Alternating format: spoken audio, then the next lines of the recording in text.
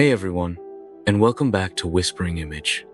Tonight's story is one of those modern horror accounts that proves that the line between the digital world and the physical one is thinner than we think. This story was sent in by a viewer named Emily, and it details a seemingly innocent online game that became a real-life, terrifying ordeal. So, turn off the lights, put on your headphones, and let's dive into the dark side of the internet.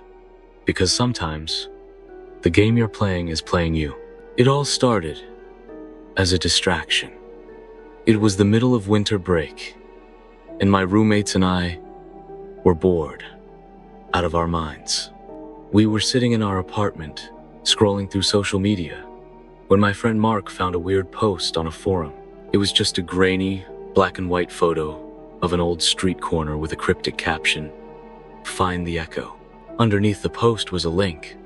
We clicked it, and it took us to a simple, amateurish website. The homepage was blank, except for a title. The Echo Game. There was a single button that said Begin. We laughed, thinking it was some kind of corny online scavenger hunt. Maybe a little ARG, a fun way to kill an afternoon. We had no idea we were about to open a door we couldn't close. The first clue was a close-up photo of a statue in a park downtown that we all recognized. The challenge was to go there and find a small carved symbol hidden on the statue. We figured it was a clue for the next puzzle. We walked to the park, found the symbol, and sent a picture of it back to the website. A new page loaded. It gave us a new photo and a set of coordinates. The game was simple, but it was surprisingly addictive. The clues got harder, and the locations got stranger.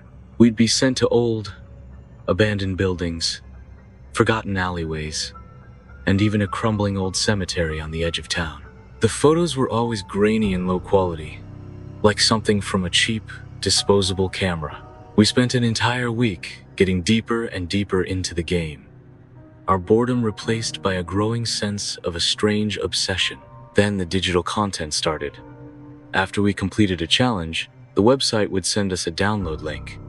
The first one was a short audio file. It was just static, with a faint, garbled voice underneath. We ran it through an audio filter, and we could barely make out a woman's voice, crying and repeating the word lost. It was creepy, but we figured it was part of the game, just a way to add atmosphere. The next download was a video file. It was a single, long shot of an empty room, filmed with a camcorder. The room was dark, and the video was shaky. We couldn't see anything, but we could hear something. Faint, rhythmic scratching, like someone was desperately trying to get out of a locked room. Again, we just chalked it up to clever game design. It was a good scare, a cheap thrill. The final challenge came on a cold, overcast Friday afternoon. The website sent us a single clue, a close-up shot of a rusted doorknob, and the final, most unsettling audio file yet. It was a man screaming, his voice distorted and full of panic, followed by a sudden, sickening thud. The text underneath the clue simply read, "The key is waiting." We were instructed to find the location and retrieve the final key. The GPS coordinates led us to the old Blackstone Library. It had been abandoned for decades and was rumored to be haunted.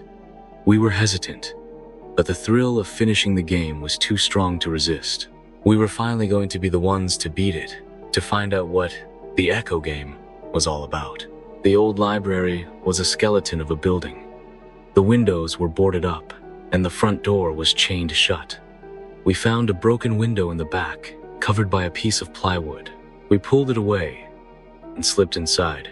The air was thick with the smell of mold and old paper. Dust motes danced in the lone shafts of sunlight that pierced the cracks in the boards. The place was a ruin, but it still held an eerie, beautiful silence. We found the doorknob from the picture on a door to a small, isolated room on the second floor. The door was slightly ajar, and inside, we saw it. On a dusty table, sitting in the middle of the room, was an old, battered smartphone. It looked like a model from 10 years ago, with a cracked screen and a single faded image on the home screen. A black and white photo of a young man, a nervous smile on his face. This was it. This was the final key. Mark reached out and picked it up. As soon as his fingers touched the phone, the screen flickered to life. The camera app was open, and the screen showed a live feed of the room we were standing in. We could see ourselves in the frame, our faces pale with a mix of excitement and unease. Then, the camera feed began to glitch. The image on the screen stuttered and wavered, and a new, terrible figure began to appear in the live feed. It was a man, thin and gaunt, with pale skin and large hollow eyes. He was standing right behind us. He wasn't a shadow or a blur. He was solid, and he was as real as we were. The problem was, we couldn't see him with our own eyes. He was only visible on the phone's screen, standing directly behind my friend Sarah, his face a mask of silent anguish. Sarah let out a small, terrified gasp, her eyes wide as she stared at the screen. We all looked behind her, but there was nothing there. The air was cold, but the room was empty. The ghost on the screen raised a hand and slowly, deliberately, pointed at Mark. The ghost's lips moved soundlessly, as if trying to warn us, before his mouth opened in a silent, agonizing scream. A jolt of electricity ran through the phone, and Mark dropped it on the floor. The phone screen went black. We stood there, frozen, our hearts pounding. That's when we heard it. From behind the locked door of the room, we heard a small, desperate scratching sound. It was the same sound from the video file we had downloaded. It was coming from the other side of the door, from inside the room we were now in. A low, guttural noise echoed from the far end of the hallway. We all turned. In the dark hallway, we saw a figure emerge from the shadows. It was the ghost we had seen on the phone. But this time, it wasn't a static image. It was real. It moved with a jerky, unnatural gait, like a marionette with its strings cut. It moved toward us slowly, deliberately. The air grew colder, and a faint, acrid smell filled our lungs. We ran. We ran out of that library, and didn't stop until we were back in the car. We didn't talk. We just drove, our minds reeling from what we had seen. When we got back to the apartment, we immediately deleted the website link, the audio files, the video files, everything. We tried to convince ourselves it was all just a game, a terrifying prank, but we knew it was more. That night, I was lying in bed, staring at my phone. I hadn't touched it since we got back. I felt a strange heat emanating from it, a faint vibration. I picked it up, and my breath caught in my throat. The screen was on, but it wasn't displaying my home screen. It was displaying a grainy, black and white video feed, shaky and wavering, of my own bedroom. The camera wasn't on. I hadn't opened the app, but the video feed was live.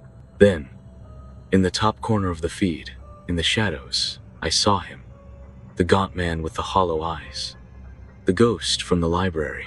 He was standing there, in my room, looking at me through the screen. His mouth opened in that same silent, agonizing scream. But this time, as I watched, my phone vibrated in my hand, and my reflection on the screen began to flicker, my face distorting, my features blurring, until my face was a mirror image of the ghost's. The game wasn't over. It was a digital ghost, a parasite, that had latched onto our phones. The key wasn't a way to win. It was a way for the ghost to escape the library and follow us. It was a permanent download. It was a part of our lives now, and we were trapped in its echo. What would you do in Emily's place? Would you try to destroy your phone? Or would you try to find a way to communicate with this digital ghost? Let me know your thoughts on this chilling story in the comments below. If this story gave you a good fright, please give it a thumbs up. And for more real-life terror, be sure to subscribe to Whispering Image and hit that notification bell. Until next time, try not to trust everything you find on the internet. You never know who or what is waiting for you on the other side.